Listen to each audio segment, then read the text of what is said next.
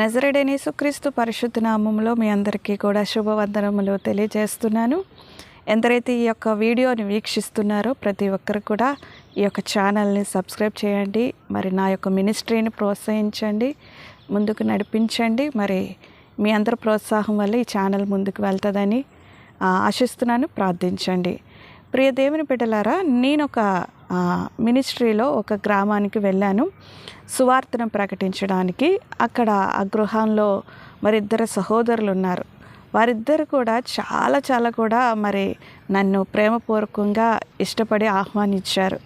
నేను వారి గృహంలోకి వెళ్ళి సువార్తను, యేసయ్య గురించి, ప్రేమను, ఆయన రాజ్యం గురించి ప్రకటించాలని ఆశపడ్డాను.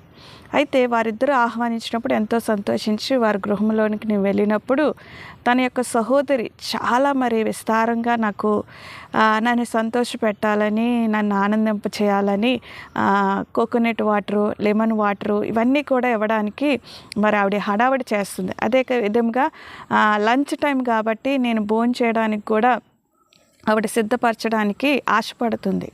నేను ఎలాగైనా వారి ఇంట్లో నేను ఎలాగైనా భోజనం చేయాలి, లంచ్ చేయాలని వారు ప్రయత్నం అనేది ఆమె చేస్తుంది. అయితే గబగబా మరి వంటగదిలోకి వెళ్ళిపోయి మరి ఆవిడ వంట చేయడం ప్రారంభించింది ఆమె. అదే విధంగా తన యొక్క సహోదరి మరి చెల్లి మాత్రము నా దగ్గరే ఉండి, నా పక్కనే ఉండి మరి నా గురించి వివరాలు తెలుసుకుంటుంది. నేను ఆమె గురించి వివరాలు తెలుసుకున్నాను. ఇద్దరం కూడా పరిచయం అయింది.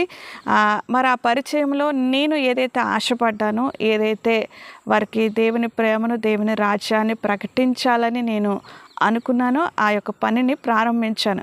తన యొక్క సహోదరికి మరి దేవుని యొక్క ప్రేమను, యేసుక్రీస్తు రాజ్యం గురించి నేను ప్రకటించడం, సువార్తను ప్రారంభించాను. ఆమె చాలా శ్రద్ధగా ఆలకించింది. తన యొక్క చిన్న డౌట్స్ అన్నీ కూడా మరి అడిగింది. అవన్నీ కూడా నేను చెప్తున్నాను. ఇంతలో తన అక్క వచ్చి వాళ్ళ చెల్లి మీద చిరాకు పడుతుంది, కోపపడుతుంది. ఏమనంటే, నేను లోపల వంటగదిలో చాలా కష్టపడుతున్నాను, నువ్వు ఇక్కడ కూర్చుని పోతే ఎలాగా, మరి మేడం గారికి, సిస్టర్ గారికి నువ్వు కోకోనట్ వాటర్ కానీ, లెమన్ వాటర్ కానీ నువ్వు ఇవ్వడం తెలీదా అని చెప్పి తన మీద మరి కొంచెం గట్టిగా మాట్లాడటము నేను గమనించాను. అయితే ఈ విషయమును బట్టి నాకు ఒక సందర్భం గుర్తొచ్చింది బైబిల్లో, మరియా మాతల గురించి. అయితే ఆమెను కూడా నేను కూర్చోబెట్టాను.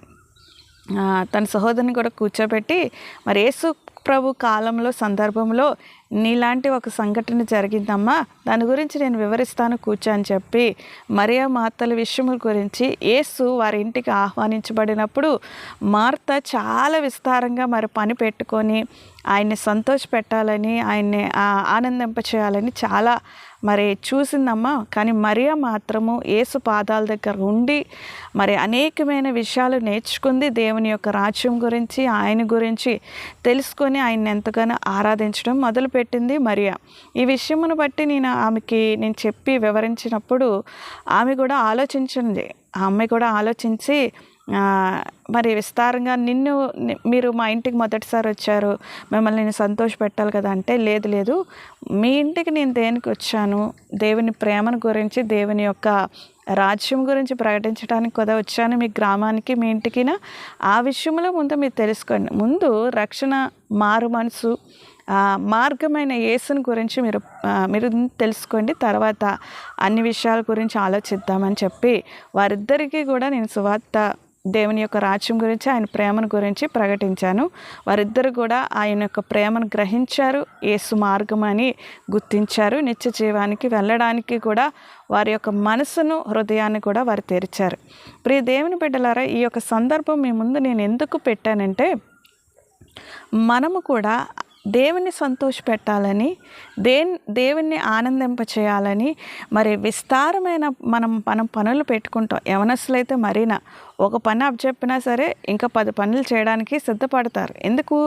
దేవుని నేను ఎలాగైనా సంతోషపెట్టేయాలి, సాటిస్ఫాక్షన్ చేసేయాలి, లేదా నేను దేవునికి సమీపంగా ఉండి ఆశీర్వాదాలు పొందుకోవాలి అని యవనస్తులు అనుకుంటారు. స్త్రీలైతే ఇంకా ఎక్కువగా ఆలోచిస్తారు, నేను దేవుని దగ్గర ఎలాగైనా సరే నేను మార్కులు కొట్టేయాలి అనేసి చాలా విస్తారంగా దేవుని యొక్క పనులు చేయడానికి మరి సిద్ధపడుతూ ఉంటారు. ప్రియ దేవుని సంగమా, దేవుని జనాంగమా, మీ అందరికీ కూడా ఒక మాట చెప్తున్నాను. యేసు మార్తకి ఒక మాట చెప్పాడు, మార్తా మార్తా, నీవు విస్తారమైన పనులు పెట్టుకొని చింతపడుతున్నావు, కానీ మరియా విలువైనది, అదే కాకుండా ఆమె నుండి ఏది కూడా దొంగలింపబడదు, ఆమె యొద్ద నుండి ఏది కూడా తీసివేయబడదని బైబిల్ గ్రంథంలో ఉంది. ఆమె యొద్ద నుండి ఏది కూడా తీయబడదు. ఏంటి తీయబడదు? ఆయన యొక్క మాటలు హృదయమందు ఏది కూడా తీయబడదు. మరియా యేసు పాదాల దగ్గర ఉంది కనుక, యేసు పాదాల దగ్గర ఆమె నివసించింది కనుక అనేకమైన ఆయన ప్రేమను, ఆయన యొక్క రాజ్యమును తెలుసుకుంది. అందుకని ఆమె యొద్ద నుండి ఏది కూడా తీయబడదని, మరియా చాలా విలువైన స్థలము, విలువైనది ఎంచుకుందని మార్తకి చెప్పడం జరిగింది యేసు ప్రభు. ఈరోజు నీవు కూడా యేసు పాదాల దగ్గర ఉన్నప్పుడు, యేసు పాదాల దగ్గర మనము నివసించినప్పుడు, యేసు పాదాల దగ్గరుండి ఆయన యొక్క మాటలు ధ్యానించి గ్రహించి ఆ యొక్క మాటల్లో మనం నడిచినప్పుడు, అనగా పరిశుద్ధ గ్రంథమందు వాక్యమందును మనం నిలకడ కలిగి ఆయన యొక్క మాటలు ఎప్పుడైతే అనుసరిస్తామో, నడుస్తామో, మన జీవితంలో అవలంబించుకుంటామో, దేవుని యొక్క ఆశీర్వాదాలు మనం పొందుకుంటాం. అంతేగాని విస్తారంగా పని చేసేయడం వల్ల కానీ, విస్తారంగా ఆయన సంతోషపెట్టవలసిన అవసరం కూడా మనకి లేదు. ఆయన సంతోషపెట్టవలసింది ఏంటంటే, ఈ భూమి యందు దేవుని రాజ్యము విస్తరించాలి. అది దేవుని సంతోషపెట్టడం. నశించిన దాన్ని వెదకి రక్షించడానికి ఆయన వచ్చాడు కదా. నశించిపోయిన వారు అనేక మంది ఉన్నారు. ఆయన ప్రేమను ప్రకటించేవారు కావాలి, ఆయన రాజ్యం స్థాపించేవారు కావాలి. అది కావాలనుకుంటే దేవుని పాదాల దగ్గర మనం ఉండాలి, దేవుని పాదాల దగ్గర మనం నేర్చుకోవాలి.